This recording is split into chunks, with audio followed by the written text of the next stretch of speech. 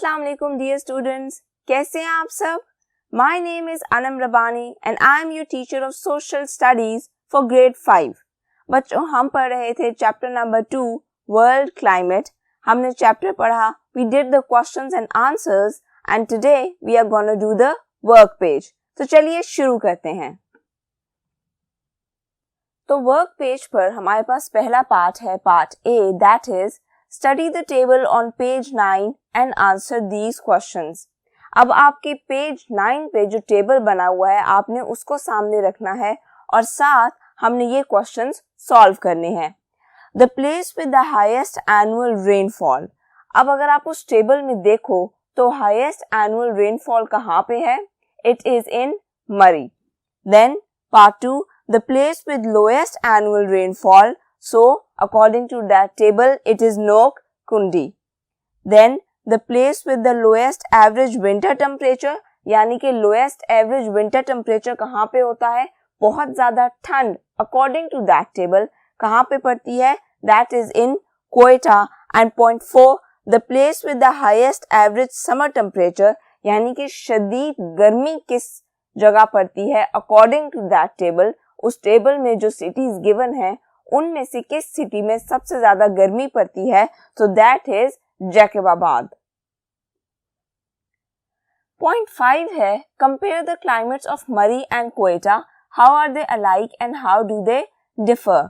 अब वो आपसे कह रहा है कि उस टेबल को सामने रखते हुए आपने कंपेयर करने हैं climates of Murree and Quetta and how are they alike, यानी कि वो एक दूसरे से मिलते जुलते कैसे हैं, and how do they differ, और एक दूसरे से मुख्तलिफ किस तरह है। तो अगर हम उन टेम्परेचर्स को देखें तो क्वेटा का जनवरी में टेम्परेचर होता है -2 डिग्री सेल्सियस, जबकि मरी का होता है 3.7 डिग्री सेल्सियस, यानी कि एक दूसरे से थोड़ा नजदीक है इस मामले में। देन अगर जून में क्वेटा का टेम्परेचर देखा जाए तो दैट इज 25.6 डिग्री सेल्सियस, और अगर जून में मरी का टेम्परेचर देखा जाए तो that is 20.6 degree Celsius. In this manner they are alike, यानी कि उनके सर्दियों के और गर्मियों के जो टेम्परेचर्स हैं they are somewhat similar and near to each other. Then the third point is they differ in case of annual rainfall. अगर आप उस टेबल को देखो तो उसमें एनुअल रेनफॉल का भी एक कॉलम बना हुआ है। तो अगर हम एनुअल रेनफॉल देखें क्वेटा और मरी की तो 260.8 मिलीमीटर्स इन क्वेटा का एवरेज एनुअल रेनफॉल कितना है? 260.8 मिलीमीटर्स, जबकि मरी का है 1789.3, यानी कि 1789.3 मिलीमीटर्स इन मरी। तो इस मामले में वो बहुत ज्यादा डिफर करते हैं। These two figures differ a lot.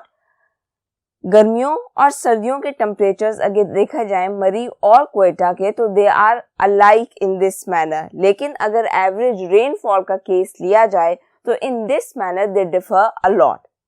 Then we have got part B, read and mark the sentences below as true or false, यानी कि जो नीचे सेंटेंसेस गिवन है हमने उनको पढ़ना है और हमने बताना है कि वो ट्रू है यानी कि सही है या फॉल्स हैं यानी कि गलत हैं। Places near the poles are often very warm. This is false. Why?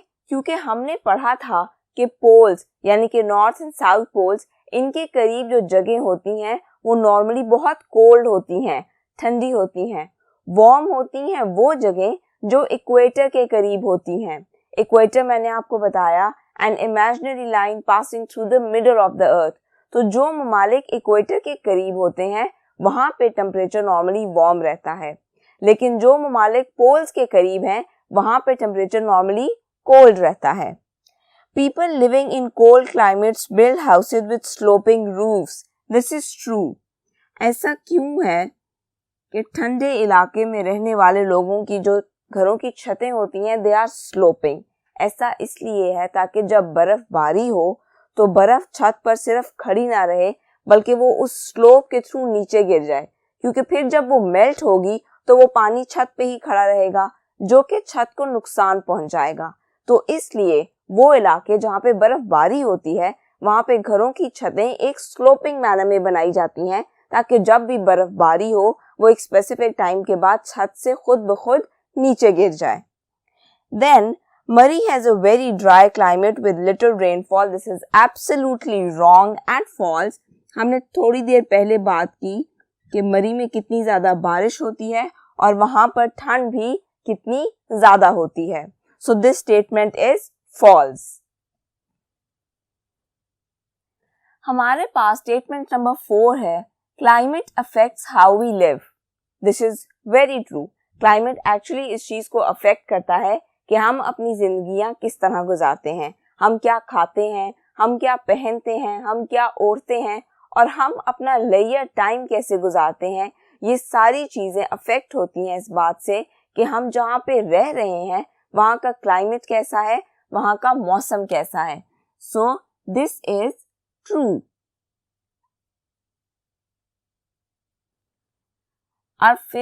Our statement number 5 is wheat needs a lot of heat and rainfall to grow well. This is not true. Wheat को बहुत ज़्यादा बारिश नहीं चाहिए होती है, यानी कि गंदम की फसल को बहुत ज़्यादा बारिश नहीं चाहिए होती है और ना ही बहुत ज़्यादा गर्मी, बल्कि एक माइल्ड टेम्परेचर चाहिए होता है. बहुत ज़्यादा बारिश चाहिए होती है चावल की फसल को, जो कि आपकी चैप्टर में एक्चुअली गिवन है कि व्हीट और राइस में क्या क्या फ़र्क है. So this statement is false.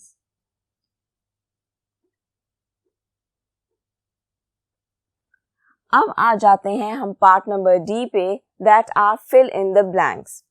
Without greenhouse gases, the earth would be very dash with temperatures falling to -17 degrees Celsius.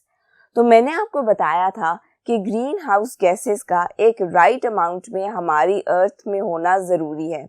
अगर वो बहुत ज़्यादा हो जाएंगी तो गर्मी ज़्यादा हो जाएगी और अगर वो बहुत कम हो जाएंगी तो सर्दी ज़्यादा हो जाएगी. इसलिए उनकी एक न्यूट्रल अमाउंट हमारी अर्थ में होना ज़रूरी है. तो without greenhouse gases the earth would be very chilli.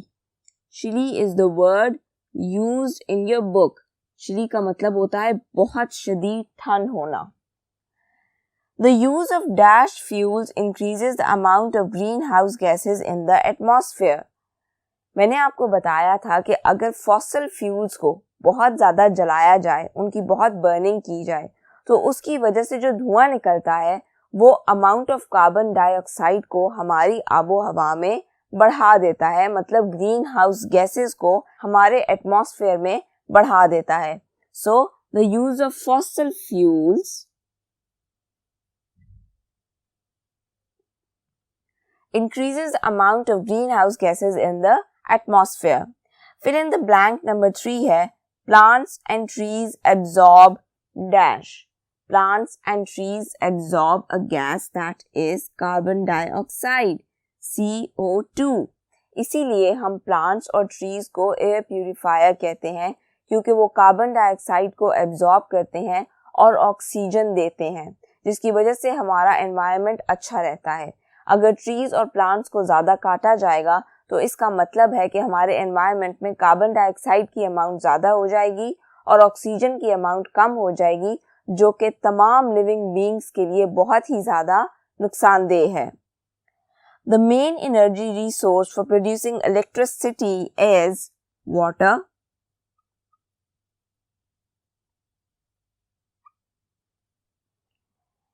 And then walking and cycling is good for the environment because अब वो आपसे पूछ रहा है कि वॉक करना या साइकिलिंग करना ये हमारे एनवायरनमेंट के लिए क्यों अच्छा है. तो हमने पहले भी बात की थी कि ये हमारे एनवायरनमेंट के लिए इसलिए अच्छा है क्योंकि इस तरह व्हीकल्स का यूज़ कम से कम होगा. मोटर बाइक्स, कार्स, बसेस, इनका यूज़ कम होगा, जिसकी वजह से इनसे जो धुआं निकलता है जो कि हमारे एनवायरनमेंट के लिए अच्छा नहीं है, उसमें भी रिडक्शन आ जाएगी. So walking and cycling is good for the environment because it reduces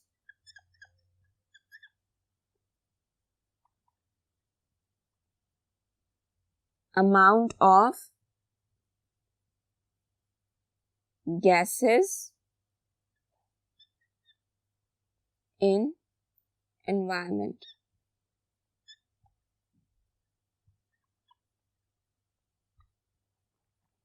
So walking and cycling is good for the environment because it reduces amount of gases in environment.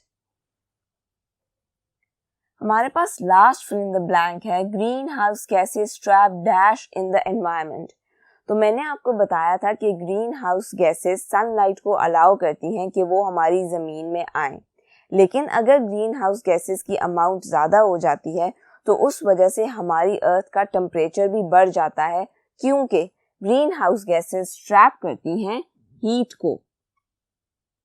तो अगर ग्रीन हाउस गैसेस ज़्यादा होंगी तो गर्मी बढ़ जाएगी, क्योंकि वो हीट को हमारे एनवायरनमेंट में ही ट्रैप कर लेती हैं और उसको वापस स्पेस में जाने की इजाज़त नहीं देती। इसीलिए मैंने आपको पहले भी बताया कि ग्रीन हाउस गैसेस की एक राइट अमाउंट हमारे एनवायरनमेंट में होना ज़रूरी है।